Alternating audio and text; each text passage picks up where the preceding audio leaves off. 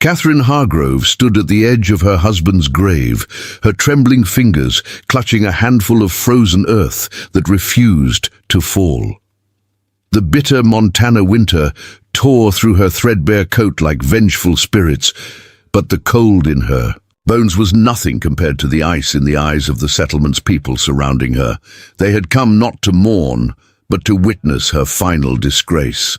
The whispers had become shouts, the suspicions had become condemnation, and now judgment had arrived with the fury of the approaching blizzard. Catherine knew as the last clump of dirt hit the crude wooden coffin that she was burying not just her husband, but any hope of mercy from the people she once called neighbors. Before we jump back in, tell us where you're tuning in from, and if this story touches you, make sure you're subscribed, because tomorrow I've saved something extra special for you.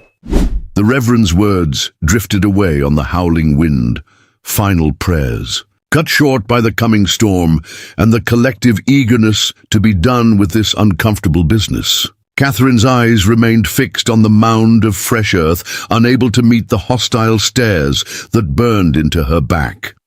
Fort Remington had never truly accepted her, a Boston-educated doctor's daughter who spoke too freely and questioned too much. But tolerance had soured to hatred with alarming speed after James Hargrove's unexplained death. 2 days ago, her husband had been alive, drunk and raging as was his custom, but alive. Now he lay cold in the frozen ground, and every soul in Fort Remington believed she had put him there. The funeral attendees began to disperse, collars turned up against the wind, boots crunching across the frosted grass of the makeshift cemetery on the settlement's edge. None approached Catherine with condolences or comfort. Instead, they gave her a wide berth, as though her presumed guilt might be contagious. Mrs. Hargrove. The voice behind her belonged to Sheriff Thorne, a man who had never bothered to disguise his distrust of her. The council has reached its decision. Catherine turned slowly, her face a careful mask that betrayed none of the fear coursing through her veins. She had expected this, had counted the hours until judgment would fall. Still, the reality of it sent a shudder through her that had nothing to do with the biting cold. And what justice does Fort Remington offer a widow on the day of her husband's burial? She asked, her voice steady despite everything. The sheriff's mouth tightened beneath his thick mustache. The council finds that while evidence is insufficient for formal charges, your presence is no longer welcome in this settlement. A flicker of surprised hope. They weren't going to hang her then, but the relief was short-lived. You will collect your personal belongings and leave Fort Remington by sundown, Thorne continued, his voice flat and final. Any property belonging to your late husband is forfeit to settle his outstanding debts. Sundown. Catherine glanced at the heavy grey sky, where the weak winter sun was already beginning its descent. There's a blizzard coming. You know what happens to travelers caught in such storms. You should have considered the consequences before you brought this upon yourself. The new voice belonged to Harold Hargrove, her brother-in-law. He stepped forward from the dispersing crowd, his face contorted with a grief that had curdled quickly to hatred. My brother married beneath himself when he took you as his wife and paid the ultimate price for that mistake. Catherine met his gaze unflinchingly. Your brother died of a burst vessel in his brain, Harold. I explained this to the council, the bleeding inside his skull. Enough of your educated woman's nonsense, Harold spat. James was healthy as an ox until you served him that tea. It was willow bark for his headache, nothing more. The exhaustion of defending herself against ignorance weighed on Catherine's shoulders like a physical burden. I tried to help him. The way you helped that Norton woman and her unborn child, Sheriff Thorne interjected, his voice thick with accusation. Strange how your medical assistance often ends in tragedy, Mrs. Hargrove. Catherine flinched as though struck. Sarah Norton and her baby had been beyond saving when they called for Catherine, the breech birth already gone terribly. Wrong, infection already setting in. She had done everything possible, stayed with Sarah until the end, and still they blamed her. "I have always tried to help where I could," she said quietly. "My only crime has been attempting to bring modern medical knowledge to people who fear what they don't understand." "Your crime," Harold hissed, stepping closer, "was thinking yourself above your station. James tolerated your peculiar ideas and inappropriate education because of your pretty face, but the rest of us have seen you clearly from the beginning." Sheriff Thorne placed a restraining hand on Harold's arm. "That's enough. The council's decision is final. Sundown, Mrs. Blackwood, not a minute later." With that, they turned and walked away, leaving Catherine alone beside the fresh grave. Only then did she allow a single tear to trace its way down her wind-chapped cheek. Not for James. Their marriage had been a prison of disappointment and cruelty from the beginning, but for the life she had tried to build here, for the good she had genuinely sought to do. She brushed the tear away with a gloved finger. There was no time for self-pity.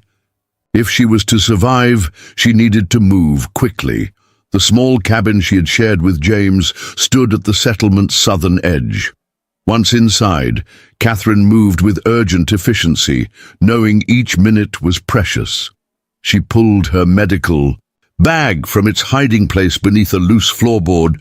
James had forbidden her to practice, but she had maintained her supplies in secret.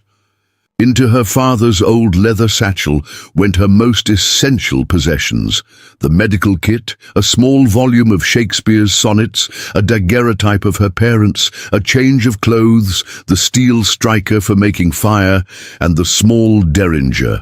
Pistol James never knew she possessed. Food would be the greatest challenge. The pantry was nearly bare, and she was not permitted to make purchases at the settlement store. Catherine scrounged what she could: some hardtack, a small pouch of coffee beans, dried apple slices, and a precious half-pound of salted pork wrapped in oilcloth. It would have to be enough until she could find something better. As she worked, Catherine tried desperately to formulate a plan. The nearest settlement was Fort Carson, nearly 60 miles east across difficult terrain. In good conditions, with a horse, it would be a 3-day journey. On foot, in winter, with a storm approaching. Catherine pushed the calculations from her mind. The odds were irrelevant now. Staying meant certain death. A sharp knock at the door startled her from her thoughts. Catherine froze, her hand instinctively moving toward the hidden derringer. Few in Fort Remington would bother with the courtesy of knocking if they meant her harm. "Mrs. Blackwood, it's Mary Jenkins. Please, may I come in?" Catherine relaxed slightly. Mary Jenkins was one of the few women in the settlement who had shown her kindness, though always carefully when others weren't watching. She opened the door to find the baker's wife standing nervously on her porch, a bundle clutched in her arms. "Mary, come in quickly." The older woman stepped inside, her eyes darting anxiously to the windows. "I can't stay long. They're watching. But I couldn't let you go without..." She thrust the bundle into Catherine's hands. "It's not much. Some bread I hid from yesterday's baking, a jar of preserved peaches, matches, and Thomas's old hunting knife." "Mary," Catherine's voice caught. This small kindness, after so much cruelty, nearly broke her composure. "Don't thank me." Mary's voice was urgent. "What they're doing is wrong. Everyone knows James was a mean drunk who'd wake the dead with his shouting. Half the settlement has seen your bruises, though you tried to hide them. And still they blame you, because it's easier than admitting one of their own could be so cruel." Catherine carefully placed the precious bundle into her satchel. "Where will you tell them you went?" "To collect a debt your husband owed Thomas for bread." Mary allowed herself a small, rebellious smile. Not entirely a lie. James hadn't paid his account in months. A gust of wind rattled the cabin's thin walls, reminding them both of the approaching storm and the dwindling daylight. "You can't go east," Mary said suddenly. "Harold's convinced Sheriff Thorne you'll head for Fort Carson. They've sent riders ahead to warn them about you." Catherine's heart sank. Fort Carson had been her only hope. Preparing and narrating this story took us a lot of time, so if you are enjoying it, subscribe to our channel. It means a lot to us now. Back to the story. Then I have nowhere to go. Mary hesitated, then lowered her voice. Head west toward Blackfoot territory. There's an old trapper's cabin about 15 miles into the foothills. Samuel Jenkins used it before. She trailed off, pain flashing across her weathered face at the mention of her late son.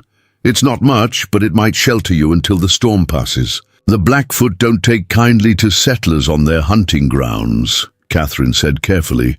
No, Mary agreed, but they're less likely to hang you on sight than the men of this settlement if you're found after sundown. She moved toward the door, then paused. One more thing, take the back trails through Peterson's abandoned claim. Harold's men are watching the main road. With that final warning, Mary slipped out the door and was gone, hurrying back toward the settlement center with her head bowed against the strengthening wind. Catherine stood motionless for a moment, overwhelmed by the enormity of what lay ahead. Then, shaking herself from inaction, she resumed her preparations with renewed urgency. By mid-afternoon, the first snowflakes began to fall, fat, wet harbingers of the blizzard to come. Catherine wrapped herself in every layer she could manage: woolen stockings, her sturdiest boots, 2 dresses for warmth rather than propriety, James's old wool coat that swallowed her slight frame, and a knitted scarf wound tightly around her head and neck. The final touch was a pair of James's work gloves, far too large but better than her own thin ones against the gathering cold. She slipped out the back door of the cabin as the snow began to fall in earnest, cutting southwest across the fallow. Fields toward the tree line that marked the beginning of the foothills. The satchel bounced awkwardly against her hip as she hurried, each step taking her farther from the settlement that had rejected her and closer to an uncertain fate in the wilderness. Catherine did not look back. There was nothing left for her. In Fort Remington, only bitter memories and the fresh grave of a man whose death had given her a strange, guilty freedom. Instead, she fixed her eyes on the distant trees and the mountains beyond, trying to ignore the howling wind that seemed to carry accusatory whispers and the growing certainty that she was walking toward her own death. The snow thickened rapidly, reducing visibility to mere yards. Catherine followed the overgrown path that cut through Peterson's abandoned homestead, the dilapidated cabin a ghostly presence in the swirling white. By the time she reached the edge of the forest, her tracks behind her were already disappearing. Under fresh snow, and daylight was fading fast. The dense pine forest offered some shelter from the wind, but brought new challenges. The ground was treacherous with hidden roots and rocks, and the thick branches overhead created a disorienting twilight. Catherine fought to maintain her sense of direction, knowing that wandering in circles meant certain death in such conditions. She recited her father's lessons in her mind.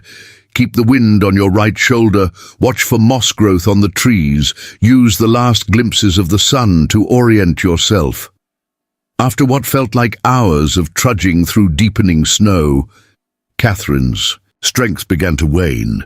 Her fingers and toes had long since gone numb, and each breath sent shards of ice into her lungs. The trapper's cabin Mary had mentioned remained elusive, lost somewhere in the vast wilderness that stretched in all directions. As darkness fell completely, panic began to edge into Catherine's carefully maintained composure. She would not survive a night exposed to the elements. Already, the dangerous seduction of rest pulled at her limbs, whispering that she could stop just for a moment, just to catch her breath.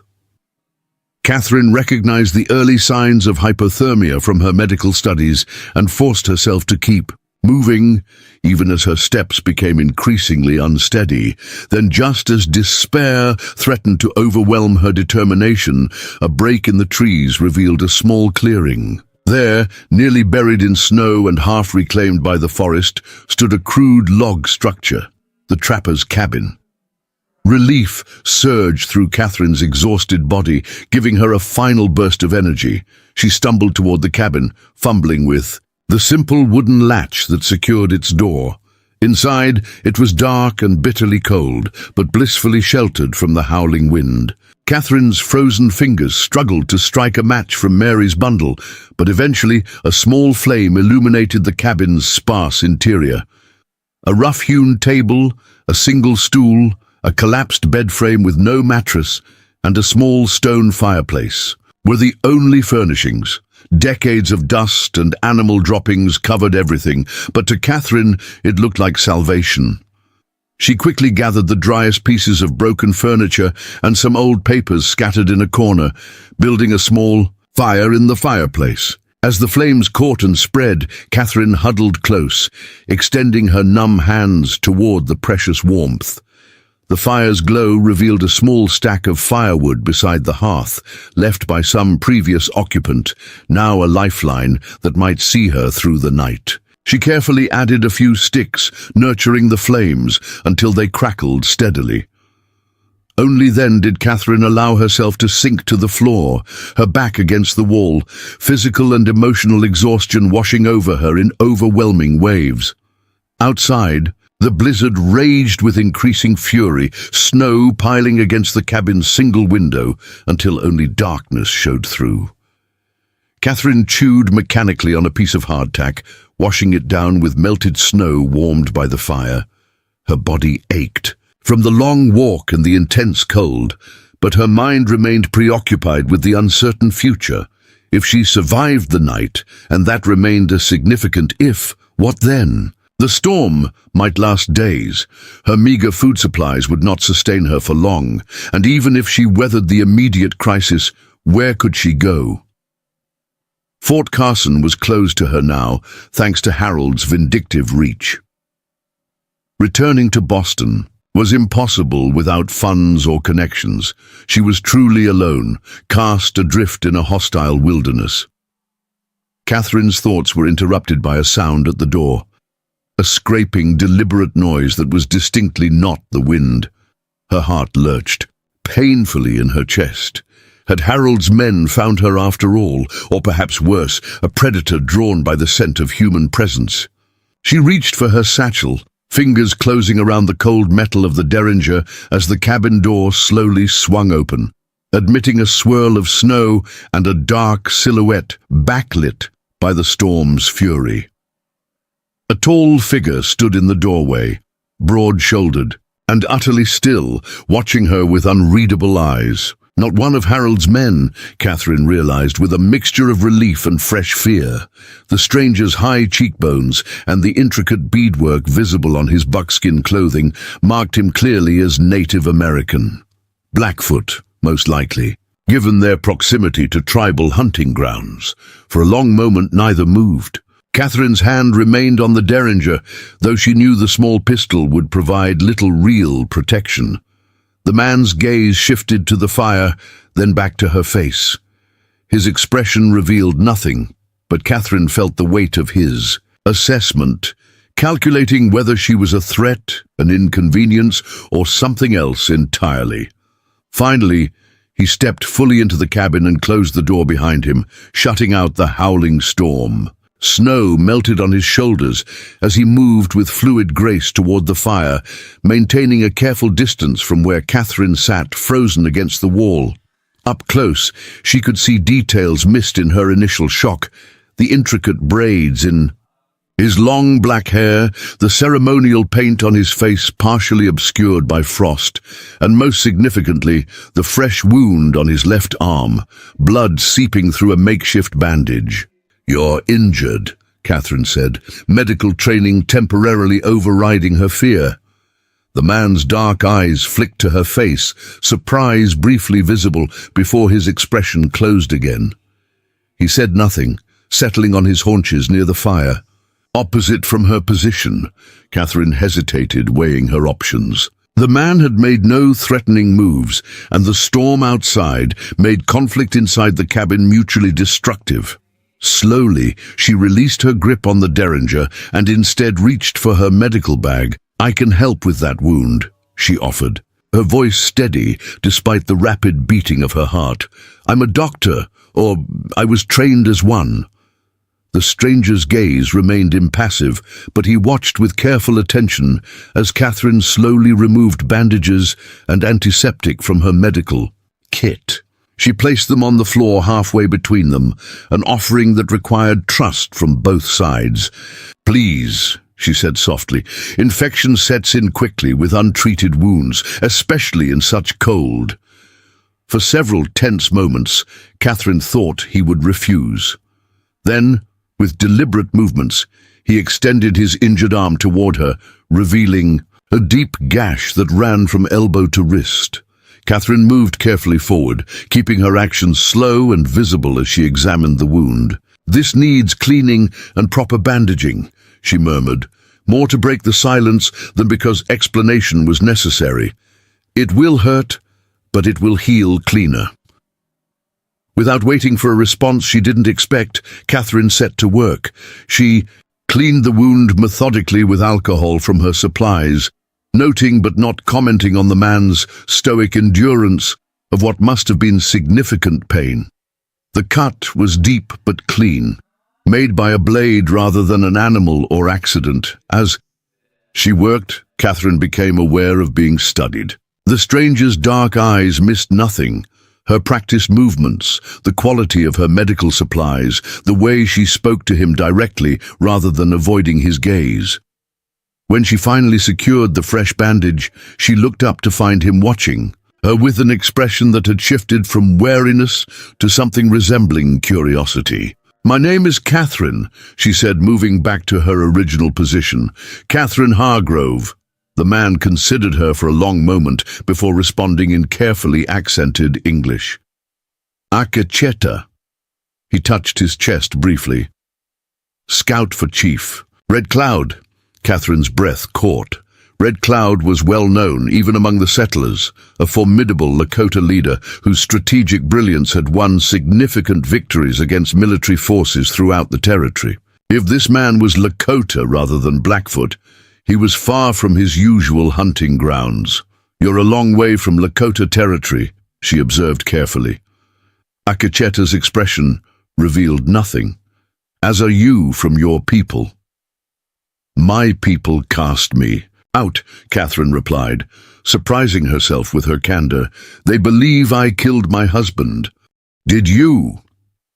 The question came without judgment, a simple request for information. Catherine shook her head. "No, he died from an ailment I could not cure." She paused, then added quietly, "Though I cannot claim to mourn him." Something flickered in Akacheta's eyes, understanding perhaps or recognition of a truth beyond her words. He nodded once, then turned his attention to the flames, seemingly content to let conversation lapse into silence. Outside, the blizzard's intensity doubled. Wind screamed around the cabin's corners, finding every crack and crevice in the aged logs. Snow built up against the door until a thin white line appeared beneath it. Catherine added more wood to the fire, acutely aware of how quickly their sanctuary could become a tomb if the firewood ran out. "The storm grows stronger," Akacheta observed, watching her calculate their remaining fuel. 3 days, maybe 4. Catherine's heart sank. She hadn't planned for such an extended ordeal. "I don't have enough food for 4 days," she admitted.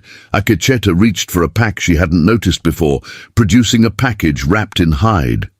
"Pemmican," he said, offering a portion to her. "Strong food, lasts long." The sharing of food, a universal gesture of peace across cultures. Catherine accepted with genuine gratitude, understanding the significance of the offering. As they ate in companionable silence, the howling storm outside seemed suddenly less threatening. They were still strangers from different worlds, united only by circumstance and necessity, but in this moment they were simply two humans finding shelter from a common enemy. Catherine studied her unexpected companion across the firelight, wondering What series of events had brought a Lakota scout to this isolated cabin on the same desperate night she had fled Fort Remington? The wound on his arm suggested conflict, and his presence so far from Lakota territory hinted at a mission of significance. Yet she did not ask. Some stories were earned through trust, not demanded by curiosity. As the fire settled into glowing embers, Catherine felt the day's exhaustion claim her at last. Her eyelids grew heavy, her thoughts fragmenting into disconnected images. James's grave disappearing under snow, Mary Jenkins' kind face, Harold's vengeful glare, and now this enigmatic stranger whose presence might mean either salvation or a different kind of danger. The last thing she saw before sleep claimed her was Akacheta adding wood to the dying fire, his profile strong against the cabin wall, keeping silent vigil as the blizzard raged around their fragile shelter. Tomorrow would bring its own challenges, but for now, somehow, Catherine felt safer than she had in years. Catherine awoke to stillness. The howling wind that had lulled her to sleep had ceased, replaced by a profound silence that seemed almost unnatural after the storm's fury. Pale morning light filtered through the cabin's frost-covered window, casting geometric patterns across the rough wooden floor. For a moment, disorientation clouded her mind. The unfamiliar ceiling, the biting cold in her limbs, the lingering fragments of troubled dreams. Then memory flooded back. Fort Remington, her husband's funeral, the banishment, the desperate trek through deepening snow, and finally, the unexpected encounter with the Lakota scout who had shared her shelter through the night. Catherine sat up carefully, wincing at the stiffness in her muscles. The fire had burned down to embers, the cabin's temperature hovering, just above freezing. Across the small room, Akacheta sat motionless near the window, his back straight, eyes focused on something beyond the frost-covered glass. For a moment, Catherine wondered if he had slept at all. "The storm still holds us," he said without turning, somehow aware of her wakefulness. 3 feet of snow, more coming. Catherine pushed back the blanket she didn't remember covering herself. Withen moved closer to the fireplace, feeding it with careful precision from their dwindling supply of wood. "How long will it last?" she asked, her voice rough with sleep and thirst. Akacheta finally turned to face her, his expression giving nothing away. 2 days, maybe 3. His gaze dropped to her medical bag, then back to her face. "Your medicines, they help with fever?" The question caught Catherine by surprise. "Some do, yes. Willow bark tea can reduce fever. Why do you ask?" Instead of answering, Akacheta rose in a fluid motion and moved to the cabin door. With practiced efficiency, he cleared away the snow that had drifted against it overnight, then stepped outside into the blinding whiteness. Catherine watched through the window as he moved toward a stand of trees at the clearing's edge, disappearing briefly behind a massive pine. When he returned moments later, he was leading a horse, a sturdy paint pony with a crude travois attached to its harness. On the travois, partially covered by buffalo robes, lay the still form of a young Lakota warrior, perhaps no more than 17 or 18 years old. Catherine moved quickly, clearing space near the fire as Akacheta brought the young man inside. Together, they transferred him from the travois to a pallet made from Catherine's blanket and James's old coat. The boy's skin burned with fever, his breathing shallow and rapid. A crude bandage wrapped his left thigh, dark with dried blood. "Gunshot," Akacheta explained briefly as Catherine carefully removed the bandage. 2 days ago, Army patrol." The wound was inflamed and angry, the edges beginning to show the telltale darkness of infection. Catherine examined it with clinical detachment, years of medical training overriding any hesitation or cultural awkwardness. The bullet had passed through the fleshy part of the thigh, missing bone and major vessels. Lucky, but infection was the real threat now. I need to clean this properly, she said, reaching for her medical bag, and remove any debris left inside the wound. It will be painful. Akacheta nodded once. Wanbli is strong, he will bear it. As Catherine prepared her instruments and medicines, sterilizing a small scalpel in the flames, her mind raced with questions. Why was a wounded Lakota warrior so far from tribal lands? Why risk bringing him here to an unknown woman who might have been hostile? The answers would come later, if at all. For now, the medical challenge before her required complete focus. Hold him still, she instructed, kneeling beside the young warrior, and get ready to pack the wound with these. She handed Akacheta clean bandages soaked in an antiseptic solution of alcohol and herbs. What followed was a grueling procedure conducted in the unforgiving light of a frontier morning. Catherine worked methodically, cleaning, debriding, and finally dressing the wound, while Akacheta held the young man steady through his occasional cries of pain. Throughout, she maintained a calm, reassuring tone, speaking to Wanbli directly, even though she knew he likely couldn't understand her words. The bullet passed through cleanly, she explained to Akacheta when she had finished. But infection has set in. I've cleaned it as best I can, but he needs rest, fluids, and medicine. To fight the fever, Akacheta studied her work with knowing eyes, the eyes of someone familiar with battlefield medicine. You have done this before. It wasn't a question, but Catherine answered anyway. I trained with my father in Boston. He was a surgeon during the war between the states. She began cleaning her instruments, not meeting Akacheta's gaze. Women aren't permitted to practice medicine formally, but I assisted him for years, until he died. Then your husband brought you west. The statement held no judgment, but Catherine tensed nonetheless. James wanted a subservient wife, not a physician. He believed the frontier would cure me of my education and independence.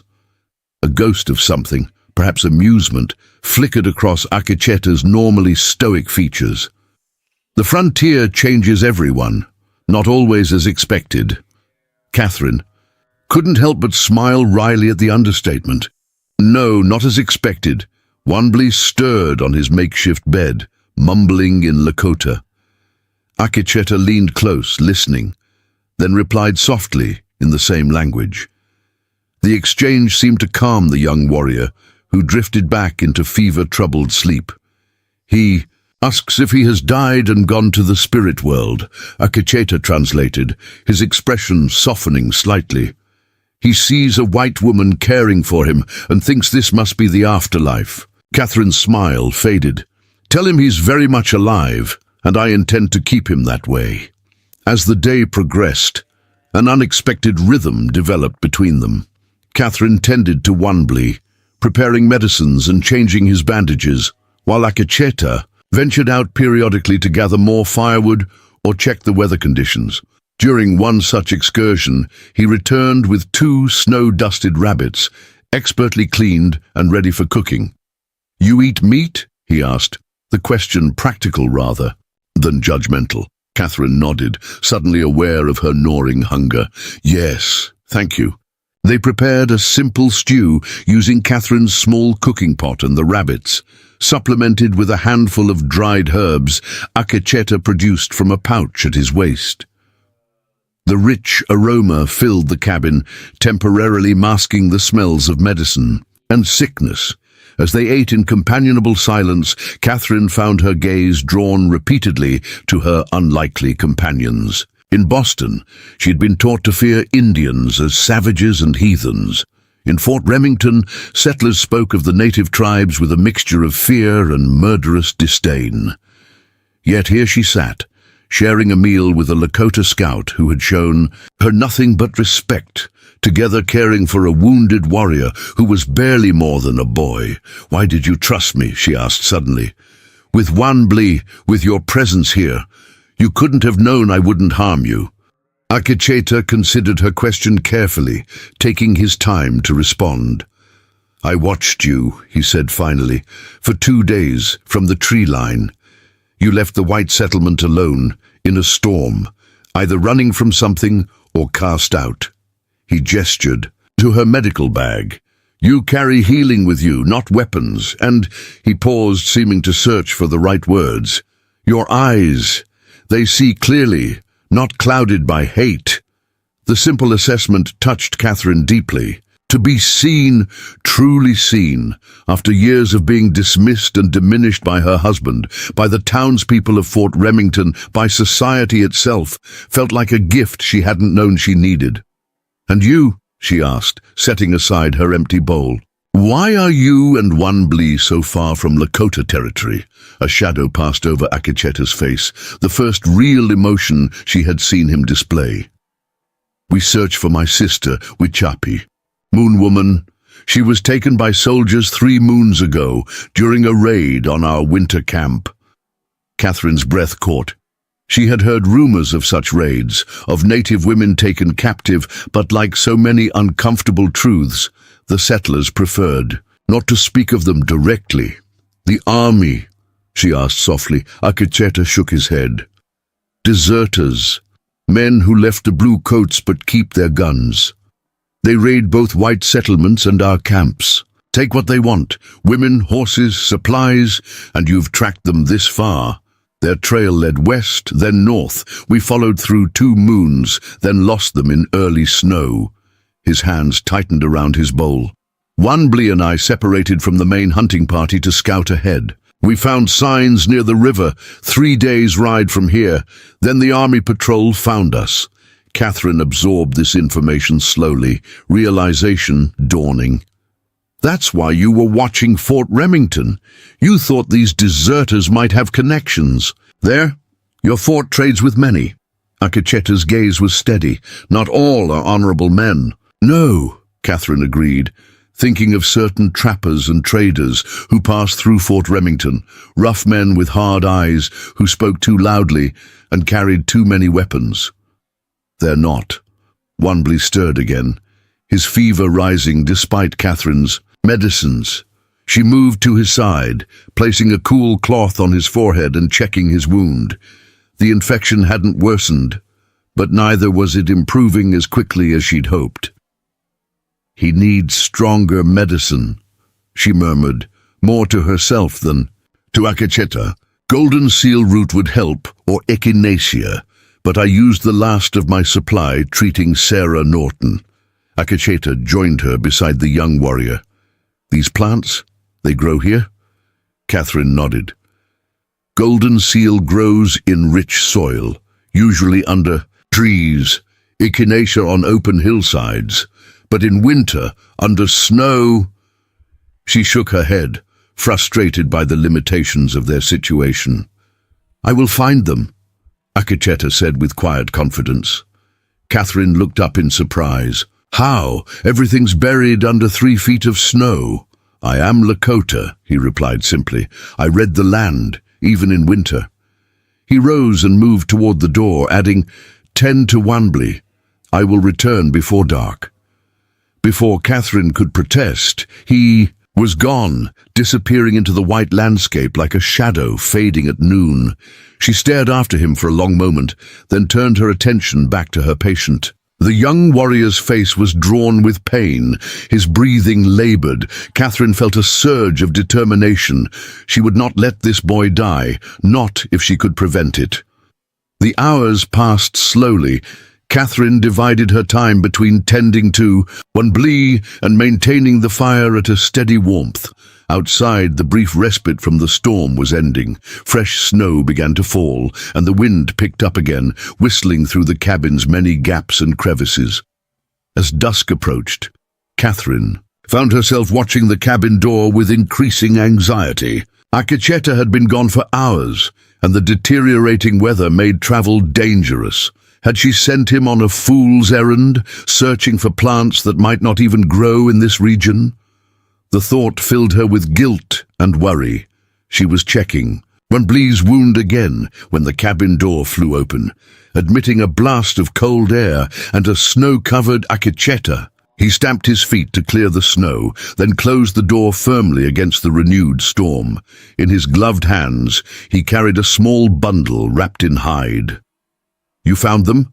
Catherine asked, unable to keep the surprise from her voice. Akecheta unwrapped the bundle, revealing a collection of roots, berries, and bark. "Not all you named," he said, "but these will help." Catherine examined his findings with growing excitement. Among them were indeed golden seal roots, recognizable by their distinctive yellow interior, along with willow bark, pine resin, and several other medicinal plants she recognized from her studies and from native remedies she had observed during her time on the frontier. "These are perfect," she breathed, already mentally formulating how to prepare them. "How did you possibly find them under all this snow?" "Animal trails," Akecheta explained, removing his snow-covered outer garments. "Some roots squirrels do not take, and here—" He pointed to a cluster of dark berries. "Birds lead the way. They know which berries stay through winter. Together, they prepared medicines for Wanbli. Catherine providing the technical knowledge of preparation, Akecheta adding insights about native applications she had never learned in her formal studies. The resulting poultice and tea combined the best of both medical traditions. When they finally applied the poultice to Wanbli's wound and helped him drink the bitter tea, Catherine felt a sense of accomplishment unlike anything she had experienced. In Fort Remington, as night descended fully, the storm intensified once more. Wind howled around the cabin's corners, and snow piled higher against its walls. Inside, the firelight created a small sanctuary of warmth and unexpected companionship. "Will you tell me about her?" Catherine asked as they sat near the fire, keeping watch over their patient. "Your sister?" The question hung in the air between them, and for a moment Catherine feared she had overstepped. But then Akecheta began to speak, his low voice measured and deliberate. "Wichapi is the youngest of 4 siblings. I am eldest. She was born during a winter like this one, when our people struggled to find enough food. Many believed she would not survive, but she grew strong." His expression softened slightly with the memory. "She learned to ride before she could walk properly, learned to track almost as well as our best hunters. The elders say she has the spirit of a warrior, but the heart of a healer. Like you," Catherine observed quietly. Akecheta glanced at her, surprise briefly visible in his dark eyes. "Perhaps," he acknowledged. "Our father was killed by white soldiers when Wichapi was still small. I became her protector, her teacher." His hands tightened imperceptibly on his knees. "I failed her." "You're still searching," Catherine pointed out. "That's not failure. 3 moons have passed," he replied, his voice carefully controlled. "What these men do to captured women—" He stopped, unable or unwilling to continue the thought. Catherine understood his fear all too well. She had treated women in Boston, Nash, and later in Fort Remington who had suffered at men's hands. The physical wounds could heal, the deeper scars often remained.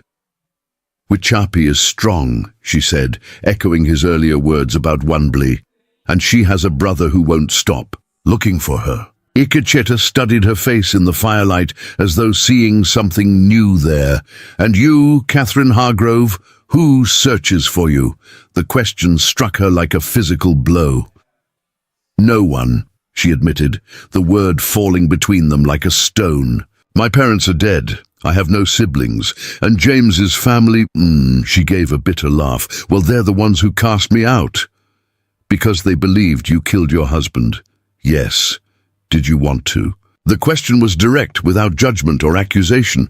Catherine hesitated, then decided that honesty was the only currency of value between them now. "Sometimes," she acknowledged. "When his fists left bruises, no one in town would acknowledge. When he burned my medical books page by page in the fireplace. When he would return from the saloon drunk and—" She stopped, unwilling to speak those particular memories aloud. "But I didn't kill him," she continued after a moment. He complained of a severe headache after drinking heavily. I gave him willow bark tea, a common remedy. Later that night he began convulsing. By morning he was dead. She met Akecheta's gaze directly. I knew what had happened. A blood vessel had burst in his brain. I'd seen it before, working with my father. But the town wanted a simpler explanation. A witch, a murderous wife, something they could understand and punish, Akecheta added softly. Yes, and punish. Wanbli moaned in his sleep, drawing their attention. Catherine checked his fever and found it slightly reduced, a promising sign. The medicines were working, though slowly. We should rest, she suggested, rearranging her patient's blankets. Take turns watching over him. The fever often breaks during the night and he'll need fluids then. Akecheta nodded in agreement. You sleep first. I will wake you in a few hours. Catherine wanted to protest. He had spent the day tracking through deep snow while she remained in the relative comfort of the cabin, but exhaustion pulled at her limbs and clouded her thoughts. She settled onto her makeshift bed, using her satchel as a pillow and wrapping herself in James's coat. As sleep began to claim her, Catherine found herself reflecting on the strange turn her life had taken. 2 days ago, she had been the despised, doctor's wife of Fort Remington, trapped in a loveless marriage built on resentment and fear. Now she was a fugitive in the wilderness, sharing a cabin with a Lakota scout and his wounded companion, using her forbidden medical knowledge openly and without shame. The thought that should have terrified her instead brought an unexpected sense of peace. For the first time in years, Catherine fell asleep without fear of what the morning might bring. She woke to Akecheta's hand on her shoulder, gentle but urgent. Catherine, something comes. The quality of light told her it was just before dawn. The storm had passed during the night, leaving an eerie stillness in its wake. Catherine sat up quickly, instantly alert. What is it? Horses, at least 4. Coming from the direction of your settlement. Catherine's heart sank. Harold must have organized a search party, unwilling to leave her fate to the storm. Perhaps they had seen the smoke from the cabin's chimney or tracked her footprints before. They were completely obscured by fresh snow. They're looking for me, she whispered, fear suddenly constricting her throat. Akecheta moved swiftly to check on Wanbli, whose fever had indeed broken during the night. The young warrior was still weak but conscious, his eyes clear for the first time since his arrival. We must go, Akecheta said. Decision made. They will not show mercy to him.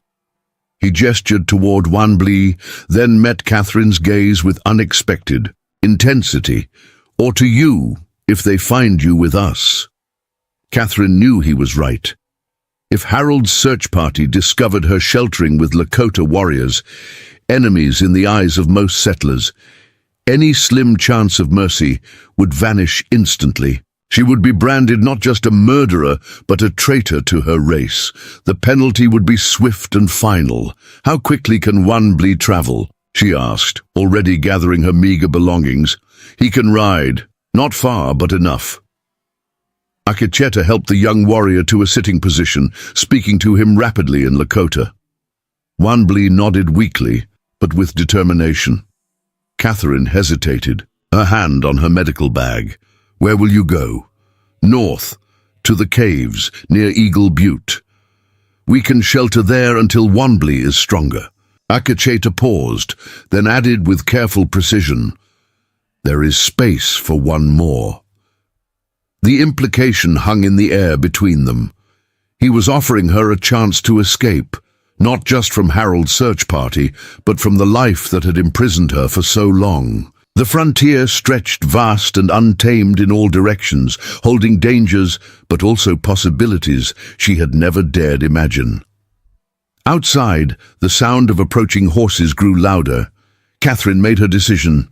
I'll come with you, she said, the words bringing unexpected lightness to her heart. I can continue treating Wanbli's wound, and she stopped as Akecheta raised his hand in warning, moving silently to the window. His expression darkened as he peered through a gap in the frost. "Not your people," he said, voice low and tense. "Blue coats, army scouts." Catherine joined him at the window, careful to remain hidden from outside view. Sure enough, 4 soldiers on horseback were approaching the cabin, rifles at the ready. Their manner was cautious but purposeful, hunting, not searching for survivors. "They're tracking you," she realized aloud. "The same patrol that shot Wanblee." Akacheta nodded grimly. "They followed our trail before the heaviest snow. Now they find us." Catherine's mind raced, calculating options and risks with the same clarity. She brought to diagnosing illness. "You can't outrun them with Wanblee injured, and you can't fight 4 armed soldiers." "No," he agreed, his hand moving instinctively to the knife at his belt. "But I can lead them away from here, away from him." He glanced at the wounded warrior, then back to Catherine. "Keep him hidden. I will draw them north, then circle back when it is safe." "They'll kill you," Catherine protested, the words emerging. More forcefully than she intended, something flickered in Akacheta's eyes, surprise perhaps at her concern. "Perhaps," he acknowledged, "but this is the best chance for Wanblee and for you." Before she could argue further, he grasped her shoulder briefly, the gesture conveying both gratitude and farewell. Then he was moving, wrapping himself in his warmest furs and slipping out the cabin's rear window, careful to leave tracks that led away from their shelter and into the deep forest beyond. Catherine turned to Wanblee, who watched with clear understanding, despite the language barrier between them. In his eyes, she saw the same fear she felt, that Akacheta's sacrifice might prove final. Outside, the soldiers' voices grew louder as they approached the cabin. Catherine made a swift decision, moving to help Wanblee into the small root cellar beneath a trapdoor in the cabin floor. It would be cramped and uncomfortable, but it might save his life. As she closed the trapdoor and covered it with an old bearskin rug, Catherine steeled herself for what was to come. She had spent years living a lie in Fort Remington, pretending to be less than she was, to please a husband who despised her intelligence and independence. Now she would lie again, but this time to protect those who had shown her more respect in 2 days than she had received in years of frontier marriage.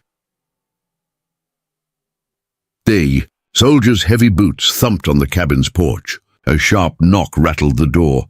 "Open up in there, United States Army." Catherine took a deep breath, arranged her features into an expression of feminine distress, and opened the door to face this new challenge with the same courage that had carried her through the deadly blizzard. But as she greeted the suspicious soldiers with carefully crafted deference, her thoughts remained with Akacheta, moving swiftly through the snow-laden forest, drawing danger away from those he had sworn to protect. "Ma'am, this is dangerous country for a woman alone," the sergeant said, his eyes scanning the cabin's interior with professional suspicion. "What brings you out here in the dead of winter?" Catherine clutched her shawl tighter, adopting the demure posture expected of a proper lady. "I'm Catherine Hargrove, recently widowed from Fort Remington." She allowed her voice to waver slightly. "The town council, they claimed my husband's debts left nothing for me. I was forced to leave." The sergeant's expression softened marginally, though his 3 companions continued their methodical search of the cabin. Catherine watched with carefully concealed anxiety as one soldier's boots passed inches from the trapdoor hiding Wanblee. "Mighty harsh, sending a widow out in a blizzard," the sergeant observed. "They gave me directions to this trapper's cabin," Catherine improvised. "Said I could shelter here until spring, then make my way to Fort Carson when the weather breaks." A younger soldier by the window spoke up. "Sergeant Davis, tracks outside. Fresh ones heading north, 2 sets." Davis's attention sharpened. "You sure you're alone, ma'am?" Catherine allowed genuine fear to show in her eyes, not the fear they assumed of a woman caught in a lie, but fear for Akacheta, whose tracks they had discovered. Yes, I've been alone since I arrived 2 days ago. I haven't seen another soul. The sergeant studied her face, weighing her words against the evidence outside. We're tracking a party of Lakota hostiles. Wounded one a few days back but lost their trail in the storm. His hand rested on his holstered pistol. Army's got standing orders to clear this territory of Indian presence. Any settler found aiding them will face military justice. The threat hung in the air between them. Catherine forced herself to meet the sergeant's gaze with just the right mixture of fear and innocence. I want no trouble, Sergeant. I'm simply trying to survive until spring. After what felt like an eternity, Davis nodded. Boys, check the perimeter. Those tracks are fresh. They can't have gone far in this snow. The soldiers filed out, leaving only Davis and one other man inside. The remaining soldier continued his inspection, kicking aside Catherine's meager belongings with the toe of his boot. Williams, check that trunk in the corner, Davis ordered, his eyes never leaving Catherine. Sometimes these savages hide in the damnedest places. Catherine's heart hammered against her ribs as Williams approached the far corner, away from the trapdoor, but still too close for comfort. She needed a distraction, something to draw their attention elsewhere. Sergeant, she said with sudden urgency, before you go, might I trouble you for any spare ammunition? I have a small derringer for protection, but very few bullets. The ploy worked. Davis turned his full attention to her, suspicion flaring. In his eyes, a derringer? Let's see it, ma'am. Catherine moved toward her satchel, deliberately slow and non-threatening, and produced the small pistol her husband never knew she possessed. Davis took it, examining the weapon with professional interest. Lady's gun, he commented almost to himself. Not much use against Indians. 1 shot, maybe 2, then you're done for. It's all I have, Catherine replied, infusing her voice with helpless femininity. Davis seemed to come to a decision. He reached into his coat pocket and produced a small paper packet. 6 rounds. It's all I can spare. Should give you some peace of mind, at least. Thank you, Catherine said with genuine relief, not for the ammunition, which she had plenty of, but for the shift in the sergeant's demeanor from suspicion to paternalistic concern. Williams rejoined them, having found nothing of interest in his search. Cabin's clear, Sergeant. Just the usual trapper's supplies and the ladies' things. Davis nodded. All right, Mrs. Hargrove. We'll be moving on, following those tracks north. He reached for the door, then paused. Word of warning. If you see any Indians, don't try to reason with them. Hide if you can, shoot if you must. They'd take a white woman as a prize. Catherine lowered her eyes, playing her role to the end. I'll be careful, Sergeant, and thank you. Only when the sound of hoofbeats had faded completely did Catherine dare to breathe normally again. She waited another 10 cautious minutes before lifting the trapdoor to check on Wanbley. The young warrior was pale with pain, but alert, his dark eyes questioning. They're gone, she assured him, helping him out of the cramped space. But they're following Akecheta's trail north. Wanbley spoke rapidly in Lakota, his tone urgent despite his weakness. Though Catherine couldn't understand his words, his meaning was clear enough. Concern for Akecheta, facing 4 armed soldiers alone. I know, she said, settling him back on his pallet near the fire. We need to warn him somehow. But how? She couldn't leave Wanbley alone in his condition, and even if she could, tracking Akecheta through deep snow would be nearly impossible for someone with her limited wilderness skills. The soldiers would find him long before she could. Wanbley tugged at her sleeve, drawing her attention back to him. With laborious effort, he pantomimed walking with 2 fingers, then pointed south, away from the direction Akecheta had gone, and the soldiers had followed. Catherine frowned, not comprehending. South? But Akecheta went north. The young warrior shook his head in frustration, then made a circular motion with his finger, ending again with a gesture southward. Understanding dawned. A meeting place, Catherine realized aloud. If you're separated, you meet at a location to the south. Wanbli nodded, relief evident in his expression. He held up 3 fingers, then pointed to where the sun would rise. 3 days' journey. 3 days at sunrise, Catherine guessed. Another nod, more emphatic this time. Wanbli then mimicked the flow of water with his hand. A river, Catherine translated, the pieces coming together. You meet at a river to the south, 3 days from now at dawn. Hope rose within her. If Akacheta could evade the soldiers, he would make his way to this rendezvous point. Wanbli touched his wounded leg, then pointed to Catherine, his meaning clear. Could she get him there? Catherine considered their options. Wanbli couldn't walk such a distance, not with his leg in its current condition. They would need the horse and travois, but traveling in daylight would expose them to potential discovery by both settlers and military patrols. And she had no idea precisely where this meeting place was, only a general direction and the knowledge it lay along a river. We'll need to travel at night, she decided aloud, and you'll have to guide me as best you can. The preparations took longer than Catherine would have liked. She rebandaged Wanbli's wound with fresh poultices and gave him a strong dose of willow bark tea for the pain ahead. She packed what little food remained from Mary's bundle and Akacheta's pemmican, along with her essential medical supplies and the ammunition Davis had unknowingly supplemented.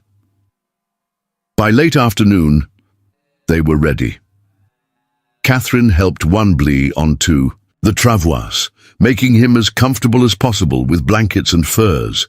The paint pony, accustomed to bearing such burdens, stood patiently as Catherine secured the final straps. We'll wait until full dark, she told Wanbli, though she knew he understood little of her words. The soldiers will be miles north by then.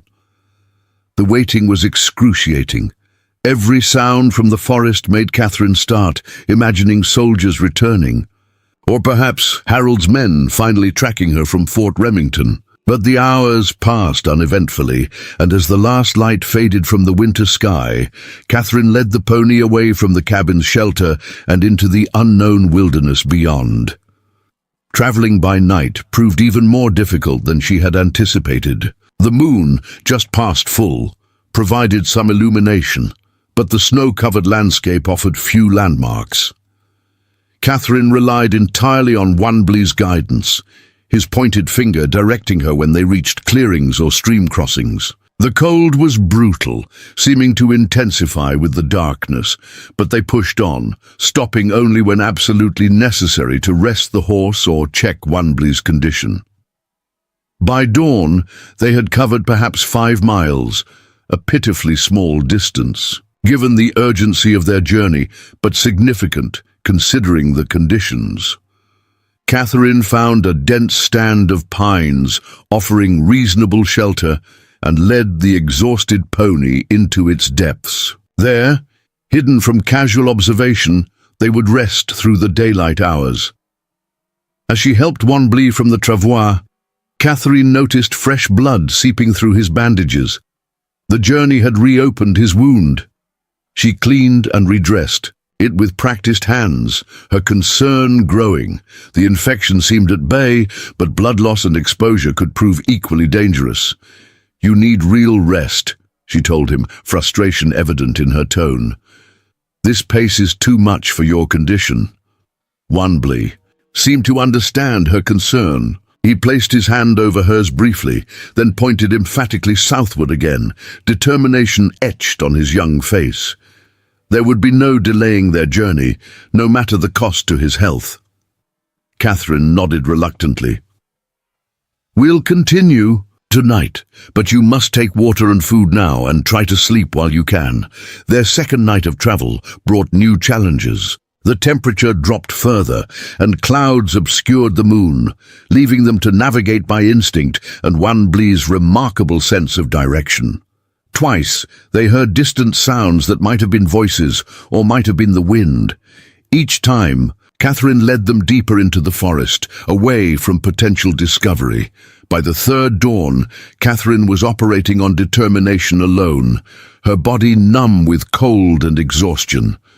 Wanbli's condition had deteriorated, his fever returning despite her best efforts, his consciousness coming and going in worrying cycles. They had to reach the rendezvous point by sunrise, but Catherine feared they had fallen behind schedule.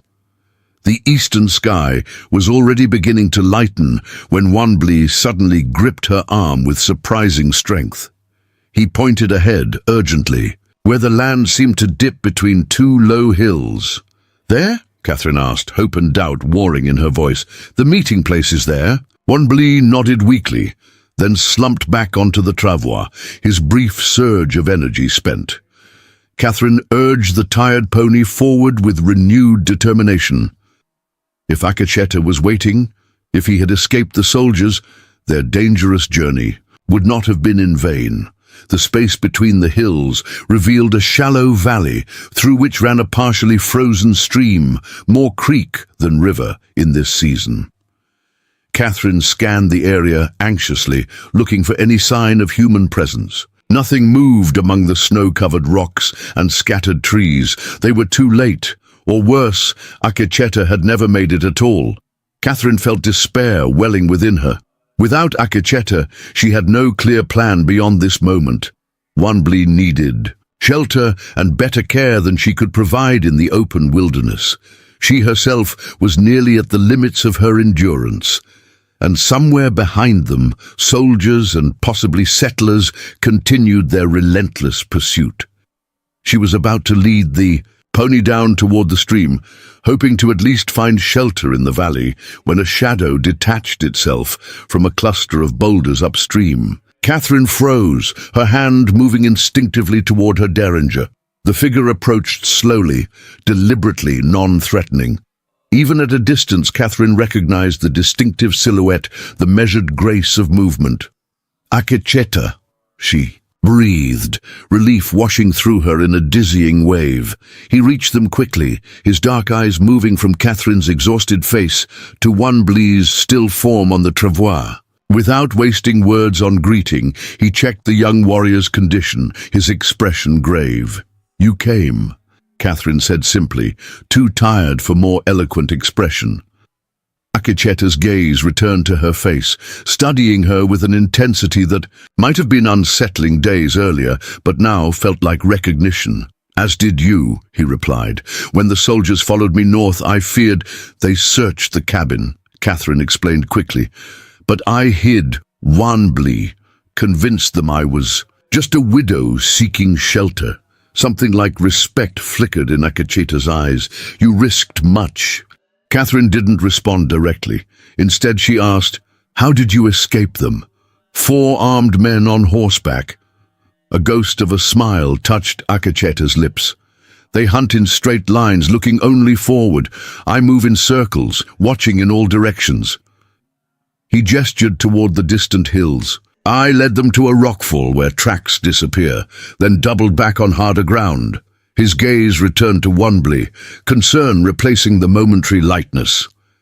"He grows worse." "The journey was too much for him," Catherine admitted.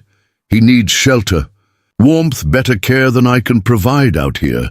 Akacheta nodded, decision already made. "There is a place not far. My people sometimes use it when hunting in these territories." He took the pony's reins from Catherine's stiff fingers. "Can you walk a little further?" Catherine squared her shoulders, drawing on reserves of strength she hadn't known she possessed. "Lead the way." The place turned out to be a small cave, set into a hillside about a mile upstream. Its entrance was partially obscured by fallen rocks and tenacious pine saplings, easy to miss unless one knew exactly where to look. Inside, it opened to a space large enough to accommodate them and the pony, with a natural chimney that would allow for fire without the telltale smoke betraying their presence from a distance. Most surprising to Catherine was evidence of previous habitation, a small cache of firewood stacked against one wall, dried herbs hanging from a rocky outcropping, even crude shelves carved into the stone, holding various supplies in hide containers. "You've used this place before?" she observed, as Akacheta skillfully built a fire in a stone-lined pit. "Many times," he confirmed, "not just for hunting, sometimes to hide from blue coats, sometimes to meet with other tribes for trading. Together, they transferred Wanbli from the travois to a bed of furs Akacheta had quickly assembled. The young warrior was burning with fever again, his breathing shallow and irregular. Catherine immediately set to work, preparing fresh medicines from her dwindling supplies and the dried herbs from the cave's storage. "We need to break his fever," she explained, voice tight with professional concern, "and stop the bleeding. The wound has reopened." Akacheta watched her work with careful attention. "You are tired," he observed. "When did you last sleep?" Catherine shook her head dismissively. "I'll rest when Wanbli is stabilized," but her body betrayed her intentions. As she finished applying a fresh poultice to the wound, the cave seemed to tilt around her. Darkness encroached at the edges of her vision. She felt herself swaying, then strong hands caught her shoulders, steadying her. "Enough," Akacheta said firmly. "You help no one by collapsing." He guided her to a second bed of furs near the fire, and Catherine found herself unable to resist the overwhelming pull of exhaustion. As she sank into the unexpected softness, her last conscious thought was surprise at how gentle those warriors' hands could be. She woke to the sound of voices, Akacheta and Wanbli conversing quietly in Lakota. The quality of light filtering through the cave entrance suggested late afternoon, meaning she had slept for hours. Catherine sat up slowly, taking inventory of her body's complaints. Stiffness, lingering cold in her extremities, hunger. But overall, far better than she had felt before collapsing. Akacheta noticed her movement and approached, offering a wooden cup filled with some kind of broth. "Drink," he instructed, "then eat."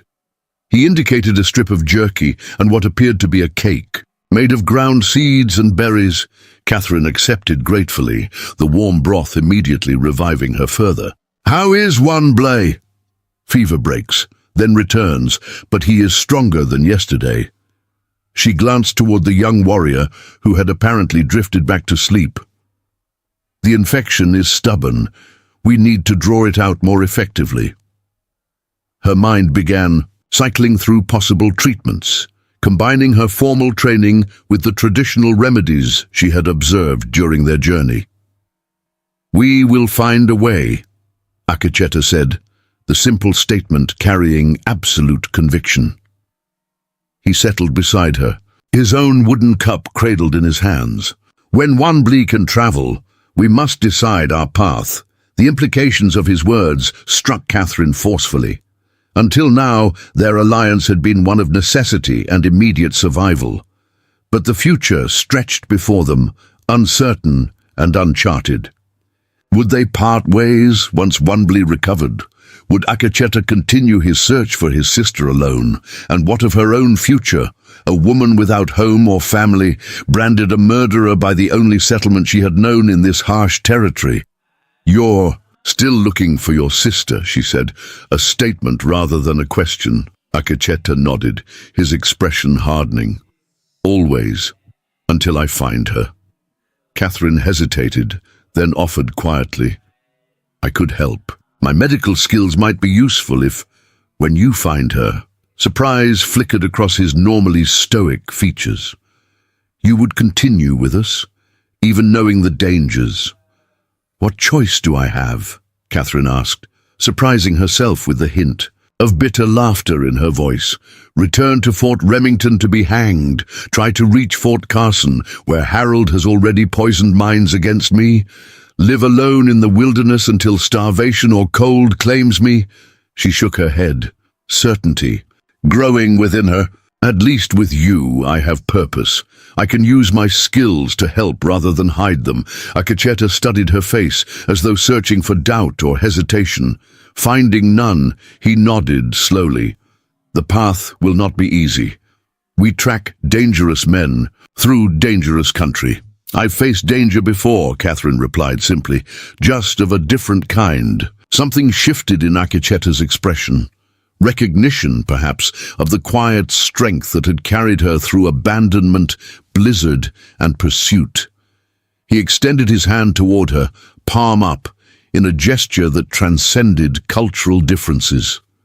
"Then, we continue together," he said, "until we find Wichapi, and perhaps until you find your own path." Catherine placed her hand in his, the contact brief but significant, a pact between unlikely allies who had become something more. Outside the sheltering cave, the sun began its descent toward the western horizon, casting long shadows across the snow-covered landscape. Within, 3 fugitives from different worlds prepared to face whatever challenges dawn would bring, together. 3 weeks had passed since their reunion at the river. 3 weeks of careful travel, always at night, always watching for signs of pursuit. 3 weeks of Wonblee's gradual recovery under Catherine's vigilant care. 3 weeks of Akecheta teaching Catherine the basics of wilderness survival, how to move silently through snow-covered forests, how to read animal tracks and distinguish them from human ones, how to make fire in ways that produced minimal smoke. Now they crouched on a rocky outcrop overlooking a small trading post tucked against the base of a jagged mountain range. Mulberry Creek Trading Station was little more than a collection of rough-hewn buildings, a main store, stables, a saloon of sorts, and a few outlying cabins. Too small to be called a proper settlement, it served as a way station for trappers, prospectors, and the occasional army patrol. "Remember," Akecheta said quietly, "speak only to the trader, Ezra Pike. The others cannot be trusted." Catherine nodded, adjusting the worn buckskin jacket he had given her. The clothes she had fled Fort Remington in had proven wholly inadequate for their journey. Now she wore an odd mixture of frontier and native garments, buckskin leggings beneath, a woolen skirt, moccasins instead of boots, her hair braided simply and partially covered by a fur-lined hood. "You're certain Pike won't report me?" she asked, nervousness evident in her voice. This would be her first contact with other settlers since fleeing the cabin 3 weeks ago. "Pike trades with all," Akecheta replied.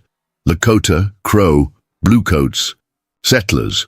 He values profit over politics." A rare, grim smile touched his lips. "And he owes me a life debt." Catherine raised an eyebrow at this unexpected information, but Akecheta offered no further explanation. Instead, he turned to Wonblee, who stood a few paces behind them, his weight carefully balanced to favor his healing leg. "Stay with the horses," Akecheta instructed the younger man in English, for Catherine's benefit. "Watch all approaches. If soldiers come..." 3 owl calls, Wonblee finished, his command of English improving daily under Catherine's tutelage. "Then ride north to the meeting place." Akecheta nodded approval, then turned back to Catherine. "We go now. Keep your head down. Speak little." The descent to the trading post took nearly an hour as they followed a circuitous route designed to avoid the main trail. By the time they reached the edge of the clearing, dusk was settling over the mountains, casting long shadows across the hard-packed snow of the station's yard. "Wait," Akecheta said, catching Catherine's arm as she started forward. "Watch first."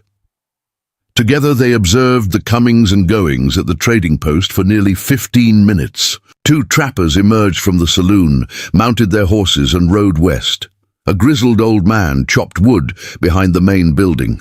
A woman, presumably the trader's wife, hung linens on a line stretched between the store and an outbuilding. No sign of military uniforms or the distinctive hats favored by frontier lawmen.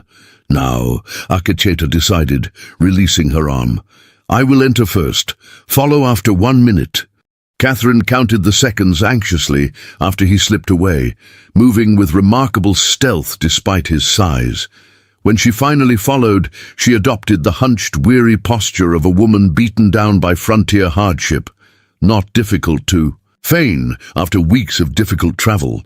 The interior of the trading post was dim and cluttered, smelling of tobacco, leather, and the sharp tang of gunpowder. Shelves and barrels overflowed with goods of every description, from basic necessities like flour and ammunition to luxuries like canned peaches and printed calico. A pot-bellied stove in the center radiated welcome heat. Akasheta stood at the rough-hewn counter, already deep in quiet conversation with a barrel-chested man whose grey beard reached nearly to his belt-buckle. The trader, Pike presumably, glanced up at Catherine's entrance, his bushy eyebrows rising in surprise. "Well now," he rumbled, "you didn't mention a lady companion, Chief." Akacheta's face remained impassive. "She travels under my protection." Pike's shrewd eyes studied Catherine with uncomfortable intensity. "Wouldn't happen to be that doctor's wife folks are looking for out of Fort Remington, would she? The one who supposedly poisoned her husband?" Catherine felt her heart skip, but kept her expression neutral, remembering Akacheta's warning to say, "Little interesting theory," Akacheta replied evenly. "Do you believe everything white men tell you, Ezra?" Pike barked a short laugh. "Hell no, that's why I'm still breathing." He turned his attention back to Catherine. "Don't much care who you are, ma'am. Your business is your own. But fair warning, there's been riders through here asking after a woman of your general description, offering rewards too." "Harold," Catherine said softly, her first word since entering. "My brother-in-law." Pike nodded. "That'd be the one. Seems mighty determined for a man just seeking justice. Makes a body wonder what else he might be after." Catherine exchanged a look with Akacheta. They had discussed this possibility during their journey, that Harold's pursuit might be motivated by more than simple vengeance. James had owned a significant parcel of land near Fort Remington, land that would pass to Catherine as his widow, unless she was convicted of his murder, land that Harold had always coveted.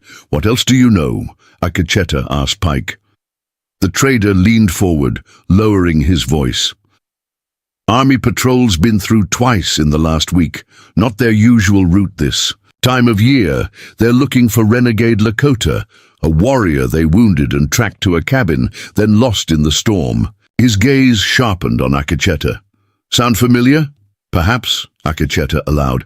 "What more?" "There's a new group operating in these parts. Not military, not quite civilian either. Call themselves the Frontier Brigade. Ex-soldiers mostly, with a few settlers mixed in. They're the ones been causing trouble for your people, raiding camps, taking women and children." Catherine felt Akacheta stiffen beside her. "You've seen these men?" he asked, his voice carefully controlled. Pike nodded grimly. "They passed through here about 2 weeks back. 6 of them, well armed, led by a hard case named Blackburn. Former army captain, discharged under circumstances nobody talks about." The trader's expression darkened. "Had 2 Lakota women with them, young ones, claimed they were domesticated squaws they'd hired as cooks. Nobody believed it. But out here..." He spread his hands in a gesture of helpless pragmatism. "Did you see these women?" Akacheta asked, an unusual urgency breaking through his stoic demeanor. "Can you describe them?" Pike considered for a moment. "One was tall, willowy, kept her eyes down, never spoke. The other was younger, fiercer, had a mark here." He touched his right cheekbone, like a small moon. Akacheta's breath caught audibly. "We Shappa," he whispered. Catherine laid her hand on his arm, feeling the tension thrumming through his muscles. "You're sure?" she asked quietly. He nodded once, eyes still fixed on Pike. "Where did they go?" he demanded. "North," Pike replied, "toward the old mining settlement at Widow's Peak. Blackburn mentioned something about meeting the rest of their party there." Akacheta turned immediately toward the door, but Pike called him back. "Hold on, Chief.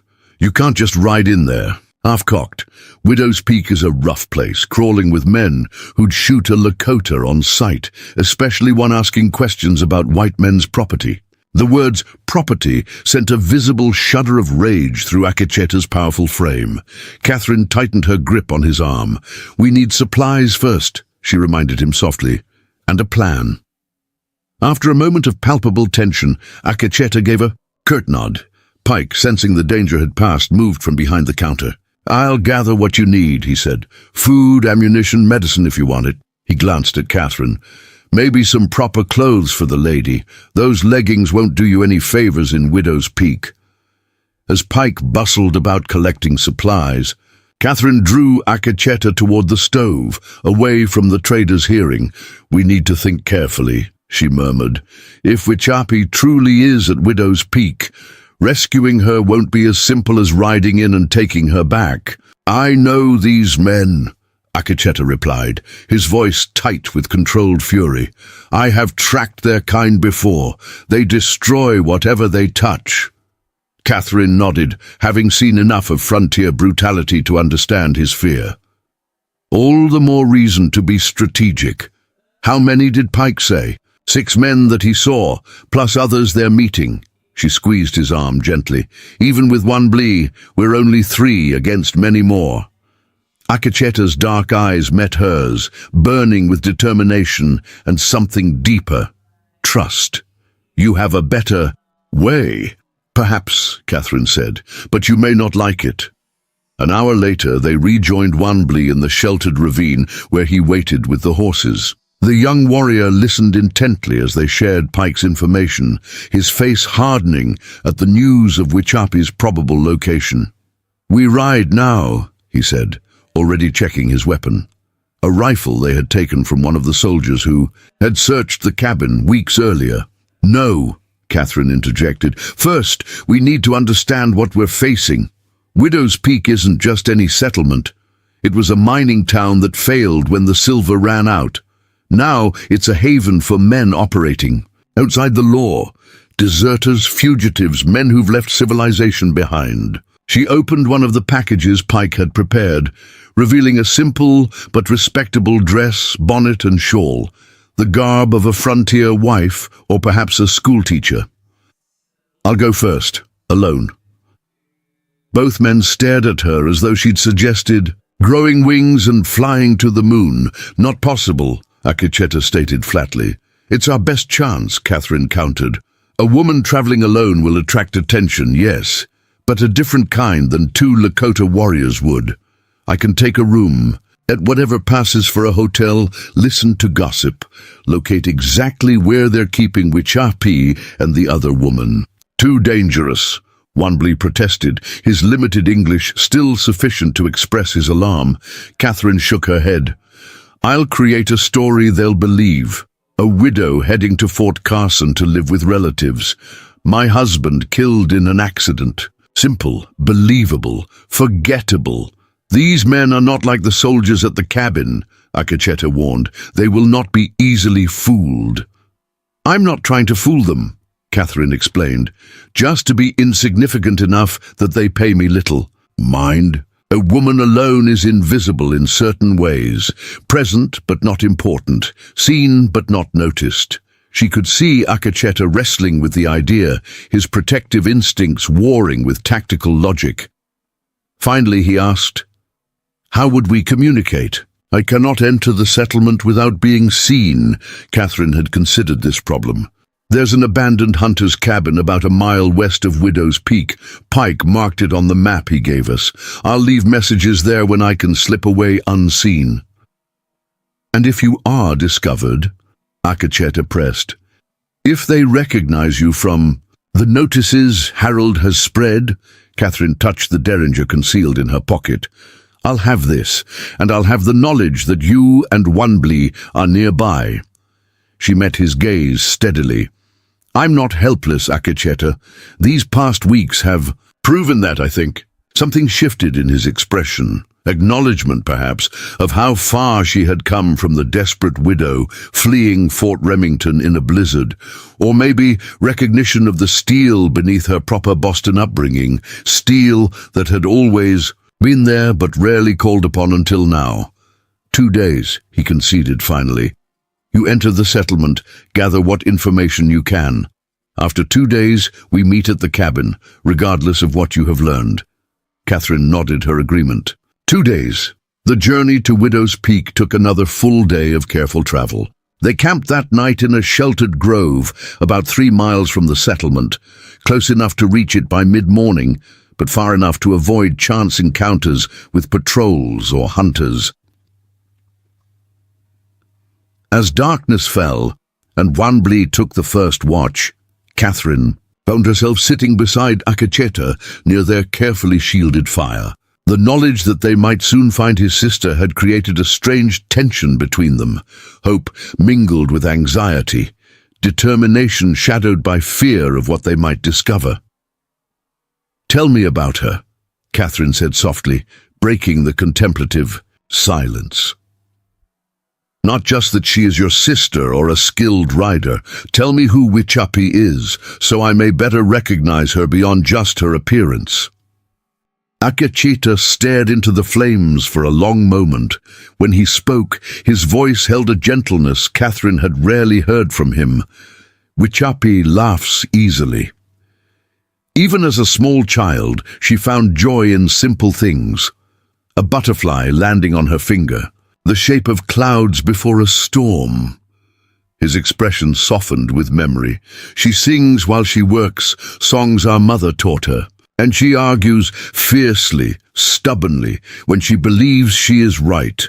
He glanced at Catherine, a hint of rueful amusement in his eyes. "Like another woman I have come to know." Catherine smiled at the unexpected comparison. "She sounds remarkable." "She is strong," Akacheta continued, "not just in body but in spirit. When our father was killed, when our mother fell ill afterward, Wichapi was only 10 summers, but she took his knife and declared she would hunt for the family." His voice swelled with pride, and she did, bringing home rabbits, grouse, even a young deer she tracked for 2 days. The image of a determined young girl, refusing to accept helplessness, touched Catherine deeply. "We will find her," she promised. "And when we do, I suspect she will have been planning her own escape all this time."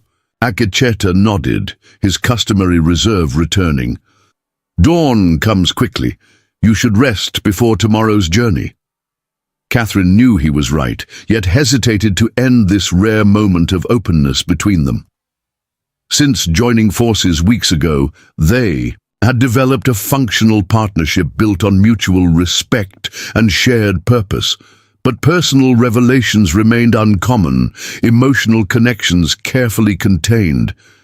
"Akacheta," she said, his name still feeling new on her tongue.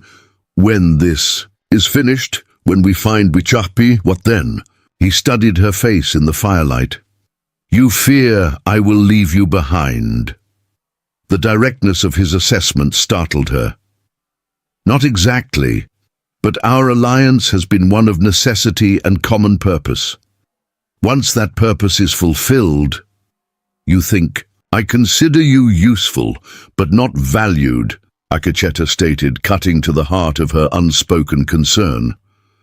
Catherine nodded, uncomfortable with her own vulnerability, but unwilling to hide behind polite evasions. "We come from different worlds, worlds that are at war with each other in many ways. We are not our worlds," Akacheta replied simply. "We are ourselves. What comes after Wichapi, we will decide together." He held her gaze steadily. "Unless you wish to return to your people," the question hung between them, weighted with significance beyond its simple phrasing. Did she wish to return? To Boston, where a woman with medical training could perhaps find a place but never recognition? To Fort Remington or Fort Carson, where she would forever be the doctor's widow who might have murdered her husband? "I'm not certain I have people anymore," Catherine admitted softly. "At least, not in the way you mean." Akacheta nodded, understanding without need for further explanation. "Then perhaps you have found new ones." The simple statement settled over Catherine like a warm blanket, unexpected but welcome. She had not thought of it in those terms. had been too focused on survival, on the immediate challenges before them. But Akecheta was right. Somewhere between the blizzard and this moment, she had found something she had never truly possessed in Fort Remington or even in Boston: belonging. "Perhaps I have," she agreed, her voice barely above a whisper. Akecheta rose in a fluid motion, effectively ending the conversation before it ventured into territory neither of them was fully prepared to explore. "Rest now," he said. "Tomorrow. You walk into danger alone. You will need your strength." Catherine watched him move away to speak with Wanbli, their heads bowed together in the firelight, two warriors planning for contingencies she could only partly anticipate. Whatever lay ahead in Widow's Peak, whatever dangers or revelations awaited, she knew with sudden clarity that her future was bound to these men and to the sister they sought to rescue.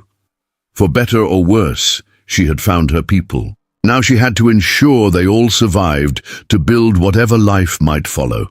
Widow's Peak loomed before Catherine like something from a fever dream, a collection of weather-beaten structures clinging precariously to a mountainside, surrounded by skeletal mine workings. Even from the rutted trail, she could sense its hostility.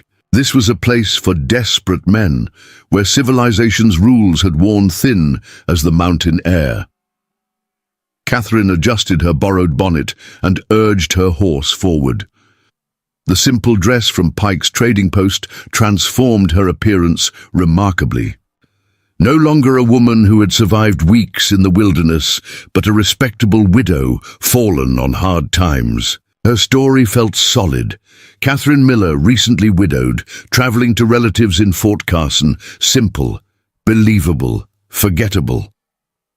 The settlement's main street bustled with morning activity. Rough men moved between buildings, their eyes following Catherine with assessment rather than appreciation. She reined her horse toward a weathered building with rooms painted on a crooked sign. "Don't get many lady travelers," remarked the proprietor, Mrs. Yule, her eyes suspicious, "especially ones alone." "My husband's death left me few choices," Catherine replied, the practiced tremor in her voice precisely calibrated. "I'm traveling to family in Fort Carson." After securing lodging, Catherine explored Widow's Peak with deliberate aimlessness. Once a bustling mining community, it had devolved into a refuge for those existing at society's fringes. By mid-afternoon, she had identified 3 locations of interest: a guarded cabin at the settlement's edge, a fenced yard behind the Silver Lady Saloon, and the assayer's office where men matching Pike's description of the Frontier Brigade entered frequently. Her observations were interrupted by a disturbance near the saloon. A tall man with a captain's bearing emerged, dragging a young Lakota woman by her arm. "Next time you spill something on a paying customer, it comes out of your hide," he growled. He raised his hand to strike her, and Catherine reacted without thinking. "Sir," she called out, "could you direct me to the general store? I seem to have gotten turned around." The man turned toward Catherine, momentarily distracted. Up close, she recognized him as Blackburn, the brigade leader Pike had mentioned. "Stores. That way," he said curtly. "Though what a lady like yourself is doing in Widow's Peak remains a mystery." Catherine deployed her rehearsed story, watching his expression shift from irritation to interest. Their conversation was interrupted by a commotion from the saloon. Blackburn shoved the Lakota woman toward Catherine. "Get her back to the kitchen," he ordered, "and consider joining us for dinner tonight. We could offer you protection for the remainder of your journey."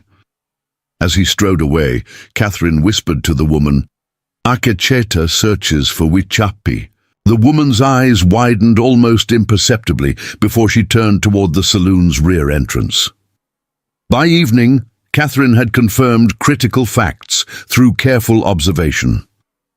The Frontier Brigade consisted of approximately 15 men who used Widow's Peak as a base for raids against native encampments and homesteads. Most importantly, Catherine had located Shappa in the guarded cabin, along with two other captive women. As darkness fell, Catherine slipped away to the abandoned hunter's cabin where Akacheta waited. "She is truly there?" he asked when Catherine finished reporting, rare emotion making his voice rough. "As certain as I can be without seeing her myself," Catherine confirmed. "The descriptions match. Shappa is in that cabin." Akacheta outlined his plan, a direct attack at dawn that Catherine immediately recognized as suicidal. "We cannot simply attack," she argued. 15 armed men against the three of us? What choice remains? Akacheta countered. "Every day she spends in their hands." "I know," Catherine said softly, "but there may be a better way. Blackburn invited me to dine at the Silver Lady tonight, a private dinner with the brigade's leadership." Akacheta's expression hardened. "No, too dangerous." "It gives me access and information," Catherine persisted. "Trust me, as I have trusted you." The battle between protective instinct and tactical necessity played out visibly on his face. Finally, he gave a reluctant nod. Catherine presented herself at the Silver Lady as darkness claimed the mountain. The private dining room proved to be a curtained alcove where Blackburn and his lieutenants awaited. She played her role perfectly, the vulnerable widow gradually warming to male attention, asking naive questions while ensuring her companion's glasses remained full. As the evening progressed and the men grew intoxicated, their conversation turned revealing. They spoke of planned raids, army payroll shipments they intended to intercept, and their arrangement with corrupt officials, and they spoke of Shappa. "That Lakota girl's worth her weight in gold," one lieutenant slurred. "Her brother's been raiding settlements from here to Fort Laramie." "The army doesn't know how to trap a wolf," Blackburn replied. "But wolves have one weakness. They return for their pack." His gaze shifted to Catherine, something predatory in his assessment. She recognized the dangerous turn of the evening.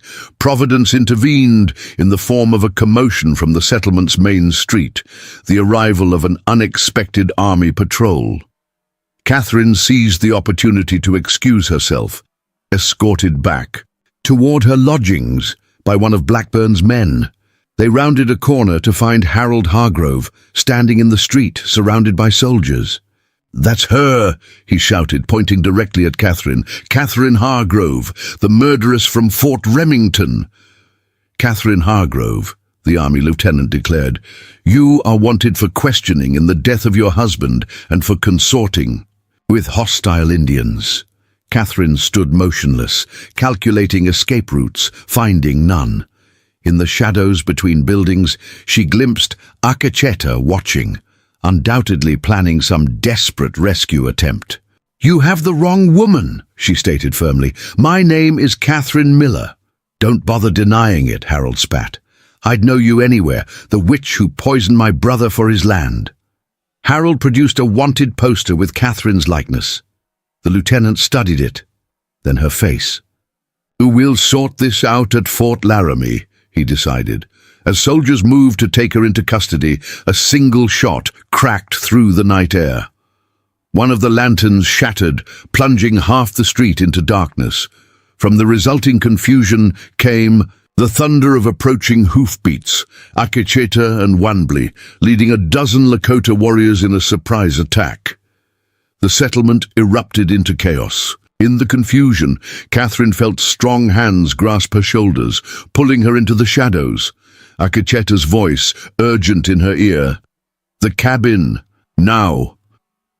They ran through the darkened settlement, the sounds of battle providing cover. At the guarded cabin, they found Wanbley already engaged with the sentries. Inside, 3 women huddled in a corner, including one with a crescent-shaped mark on her right cheekbone. "Shappa," Akacheta breathed, a world of emotion in that single word. The reunion lasted only seconds, all they could spare as the settlement descended further into violence. Moving with practiced coordination, They escorted the women to waiting horses, the Lakota war party providing critical distraction. 3 days later, they made camp in a sheltered valley deep within Lakota territory. Shappa had embraced Catherine without reservation. Upon learning of her role in the rescue, she fought beside my brother when many of his own people would not, Shappa explained to the gathered Lakota. She healed Wanbli when the soldier's bullet would have taken him. She walked into the enemy's camp alone to find me. The recitation of Catherine's deeds brought unexpected tears to her eyes. In Fort Remington, her every action had been met with suspicion. Here, among people who should have been strangers, she found recognition and respect. Later, as the camp settled into nighttime quiet, Akecheta found Catherine sitting alone by a small fire. "My people will move north tomorrow," he said. "To the sacred hills where the army cannot easily follow." Catherine nodded, acknowledging the wisdom while feeling a hollowness open within her. Their journey was ending, as she had always known it must. "I wish you safe travels. You misunderstand," Akecheta replied, settling beside her. "I did not come to say farewell. I came to ask what path you choose now." The question hung between them, weighted with possibility. "I cannot return to white settlements," she said finally. "Harold will continue hunting me. The army believes I consorted with hostiles, which is true enough, and Boston was never truly home." "Then perhaps," Akecheta suggested, his voice gentler than she had ever heard it, "you have already found where you belong." Catherine looked around the camp, at Shappa tending a cooking fire, at Wanbli teaching younger warriors, at children who had approached her without fear earlier in the day. "It won't be easy," she said, both acknowledging and accepting. "I'll always be an outsider in some ways." "As will I," Akecheta replied. "I have walked too long between worlds to fully belong to either.